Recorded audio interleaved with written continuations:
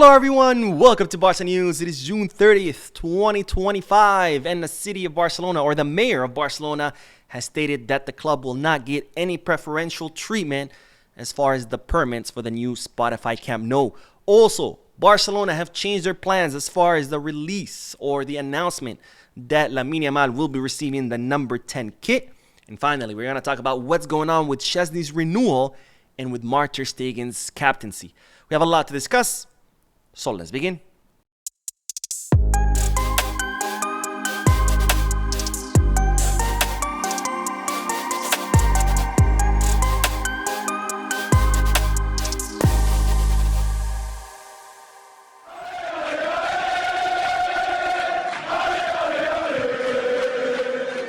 Hello everyone, welcome to the channel. My name is Mo and I apologize for not posting any videos yesterday. My day got away from me. It was a super hectic day.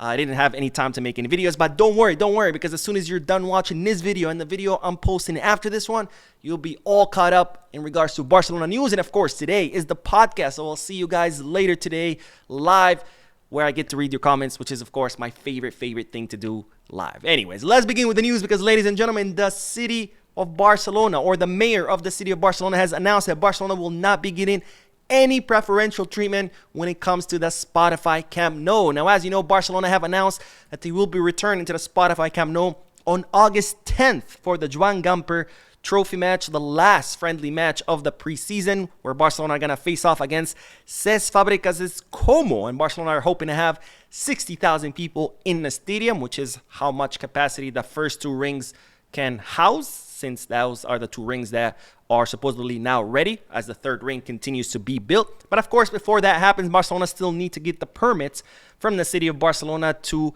operate the stadium. And well, the mayor has stated that Barcelona will not be getting any preferential treatment when it comes to the permits.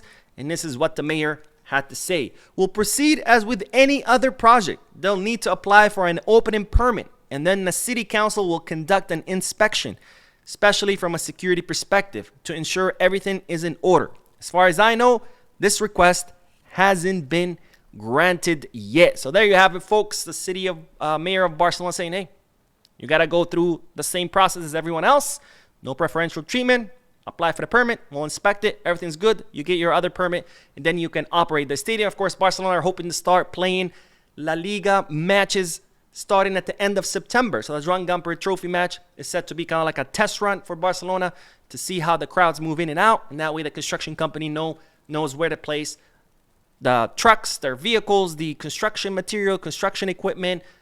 Because, of course, on match days, they can't do any construction. So they have to move everything out of the way for the crowds to go in and out. And then, well, disassemble everything again or reassemble everything again, and then continue construction in between match days. So, of course, I do want to hear you guys' thoughts and opinions. What do you think about the mayor saying this? Should Barcelona get preferential treatment? I mean, on one hand, we should all be equal under the law, and whether you are FC Barcelona or you're just some random guy opening a new bakery, should the city of Barcelona accelerate the permits of Barcelona?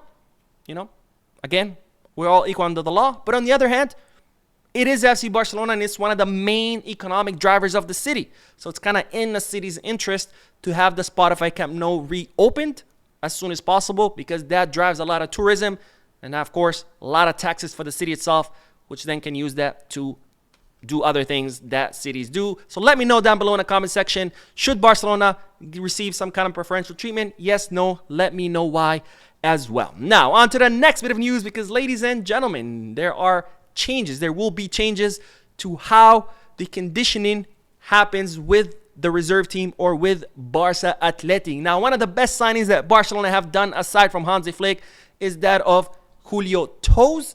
He is someone who's renowned in the sports world for his cutting edge, for his revolutionary methods on how to condition players and how to prevent injuries. He's worked with a lot of big teams. Now he has come back to Barcelona, and it's thanks to him that Barcelona have implemented a new conditioning plan for the first team, whereas we've seen the players are in much better shape, and also a lot of them have been able to avoid injuries. You know, players like Pedri, who used to get injured every other day, now he went throughout the whole season without any injuries. So Julio Toes' additions or contributions have been immense, and I don't think he gets enough credit. So I wanted to start this segment by giving him all the credit for the players' conditioning, because again, he has been absolutely revolutionary when it comes to that. And well, now it seems that Barcelona want to apply the same methods that Julio Toes has applied to the first team to Barca Athletic. So that way those players can also be tip-top shape. They can also avoid injury. And most importantly, when Barca Athletic players make a jump to the first team, it's not all of a sudden this huge jump where I'm like, oh my God, I used to work out half of this. Now that it's so much more intense. I'm running out of breath. I can't hang on. But if if these players are already getting the same kind of conditioning in Barca Athletic when they move out to the first team, no big deal, right? Still the same regimen. So that's what Barcelona aims and plans to do for this upcoming season. And I think it's a great idea, because after all, there are plenty of players in Barca Athletic that could be soon making a jump to the first team, like Tony and Guille Fernandez, Kim Junyen, etc., etc., etc. All right, on to the next bit of news, because there are change of plans in regards to the announcement that Lamine Yamal will be receiving the number 10 jersey. And no, don't worry, Barcelona are not taking away that kit. They're simply changing the day. Now, Barcelona had originally planned to announce that Lamine Yamal will be getting the number 10 jersey on his birthday, July 13th. That's when he turns 18 years old. That's when his contract renewal linking him to the club until 2031 will be official, because as you might recall from my previous videos, when you're under 18 years old, you can only sign 3-year contracts at a time. So once he becomes 18, he will be able to sign his 6-year contract until 2031. And that's when Barcelona were also hoping to give him the number 10 jersey, but the club have now changed plans, and instead they are planning to make this announcement on July 2nd. On July 2nd. And you wonder, why is that, Mo? Well, that's because on July 3rd, the kits will go on sale. So Barcelona want to make the announcement. That way, when the home kits, the 2025-2026 home kits go on sale, people will be able to buy the number 10 Lamine Yamal jersey, which I'm sure will be selling like crazy. Lamine Yamal was already the highest kit sold when he had the number 19. Can you imagine once he gets the number 10?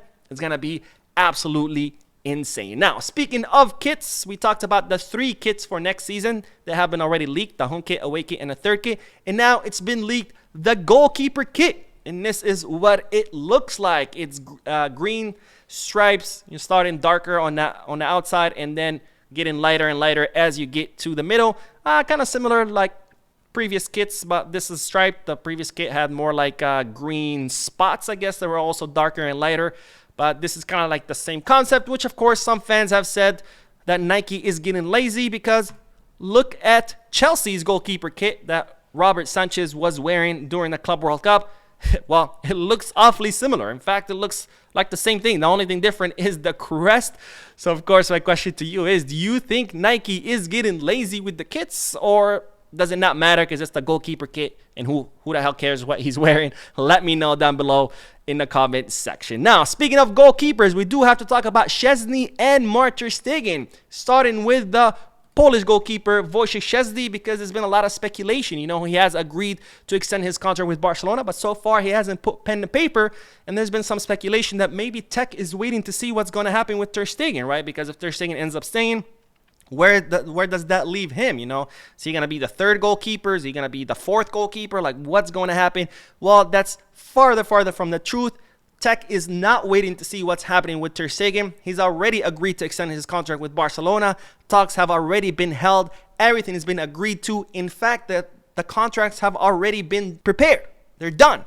Everything is done. The only thing missing is putting pen to paper. And the reason why Tech has not done that yet is because he's on vacation. Right now, he's having a good time with his wife, his kids, sipping margaritas on the beach. Once he returns to the city of Barcelona from vacation, he will put pen to paper. So no, Tech is not waiting for anything.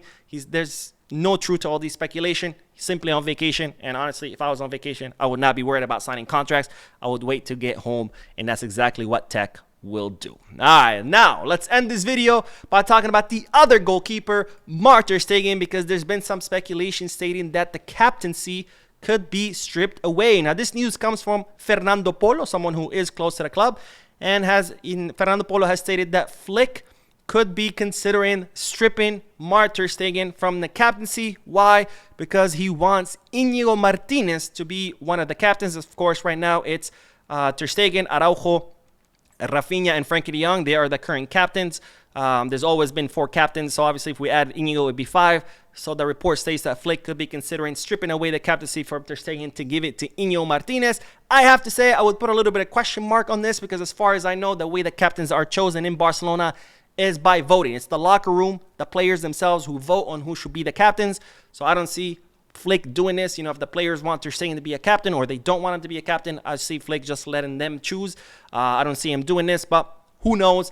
After all, I think Inigo Martinez does 100% deserve to be a captain. We've all seen his leadership skills on the field, and we've heard the numerous reports of his leadership skills off the field as well, in the locker room, during training, etc., etc. So I think 100% Inigo Martinez deserves to be one of the captains. Of course, the question is, will Flick strip Ter Stegen of his captaincy? That I'm not too quite sure, but of course, time will tell, or maybe it won't even matter, because if Ter Stegen ends up leaving, then he will leave that captaincy slot open for Inigo Martinez to take it. All right, that is all for this video. I will be uploading another video in a few moments, so stay tuned to the channel. Don't forget to hit the like button, subscribe to the channel, drop a comment, and as always, Visca Barça.